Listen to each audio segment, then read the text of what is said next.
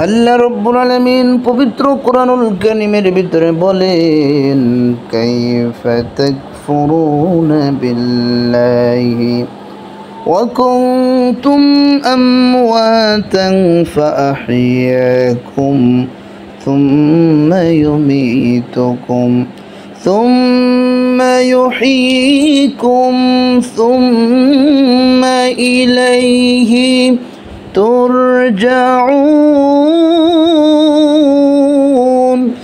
এই মাটি থেকে আমি আল্লাহ রাব্বুল আলামিন তোমাদেরকে সৃষ্টি করেছি।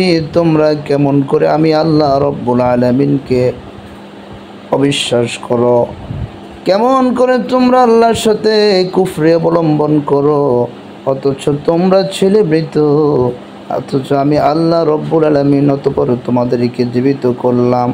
তুম্মা ইউমীতুকুম, অতঃপর আমি তোমাদেরকে মৃত্যু দিব।